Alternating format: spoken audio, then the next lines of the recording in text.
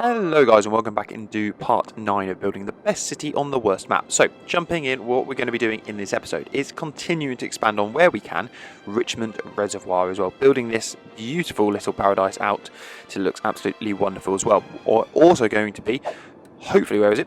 Going towards, there it is, 44,000 people. The reason being, let's get the nuclear power and also these harbours as well, which should be quite useful, and the new land tile. I think the idea is nuclear power we can build down here. The idea is kind of keep it isolated, which I agree with, and then also probably buying the tile behind here so we can expand the city all the way back as well. And also with the river flowing through that, I think it'll work really nicely as well. So we're going to look at doing that in this episode. We also need to build another housing district. Now again, we've got the option of a high or low density, but I think we've already got the low density here. Again, let's go with the high density down here. It's the perfect place for it. So let's start off by building a new district down here. Right, so we've built this little district down here as well. It's not the prettiest looking, but what I quite like is the natural flow it has. What we're going to be doing is allocating out the zone itself to mainly residential, but also we'll have a little bit of offices down here. They'll probably go along the back row, which I think will look a bit nicer. So again, they have a nice little view over Richmond Reservoir as well. Now I've put the plumbing underneath. Sorry. Now all I have to do is allocate the district itself. So let's find a nice name for it. There we are, Empire Valley. So this is going to be Empire Valley down here as well. So I'll start by allocating out the whole district itself, and then allocating residential, not industrial, but offices and a bit of commercial for it now.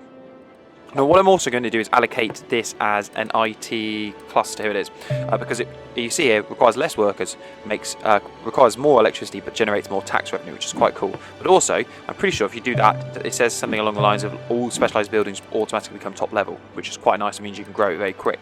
So let's allocate these all out here as well. Also they're in commercial, and the residential is going to scatter all throughout here, which will be quite nice. Excellent. So now our little district's starting to grow. It's moaning about power, despite the fact it's got it. That's really weird. But anyway, you can see IT clusters going up and they look amazing. It's not dense enough, which is a bit annoying. Why are they still moaning about electricity? Let me just see if I can quickly fix that by just doing this. I don't think that's in. Let's try. There you go. There you go. Right, perfect. So they're up and running now as well. We've got a small residential district going in here. So it is doing well. We've had to put the kind of services down the centre, which is generic. And I also thought would be quite cool here is get this monument. Where is it? This one. Putting that in the centre would look so good, I thought. But I think that's a little bit, that's just not the right size. But we'll sort all that soon. And we're just going to keep growing on this and expanding on this. And also slowly populating River Acres as well before we hit 44,000, which we're actually very close to doing anyway. Now this is something that's a little annoying with building Empire Park. When you choose IT Specialist, all the buildings are the same. They are identical buildings of each other, so they'll end up looking quite, well, like I said, they are the same. So what I might do is start deleting a few just to have them redesigned and hopefully look a little nicer. But you can still see it's growing very, very well, and our population at the bottom right is going up as well. 23 is not a lot, so we need to look at either allocating a lot more residential, but our unemployment's only at 7%, or we need to just provide loads of jobs so people can running in. Oh, the university's on fire. That's not good. But there should be a fire team somewhere. Where are they? Where's our firefighters? Well, they're just there. And as the stations are, so they should be able to handle that. That's okay. Right, so what we're going to do is just quickly, I think, continue to put offices all the way around and a few patches in the centre as well. And then again, just put down loads of residential.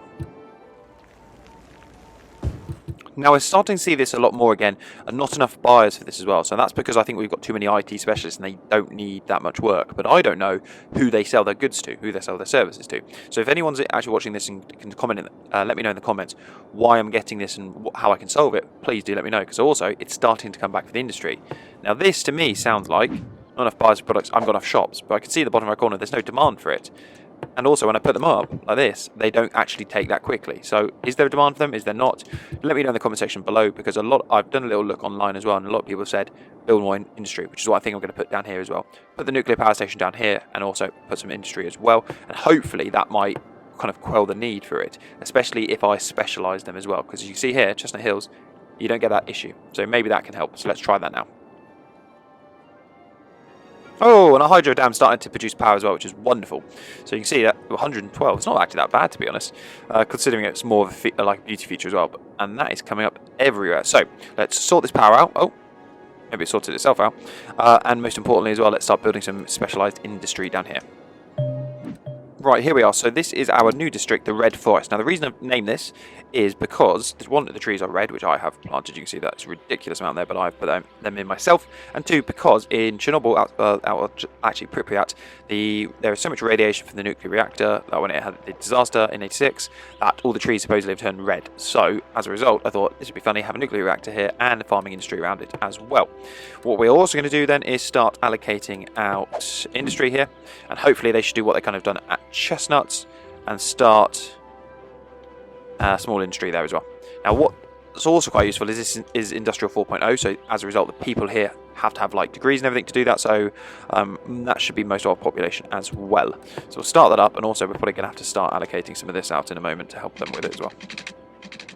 Right, Empire Valley has fully grown with its offices really, and they are struggling massively.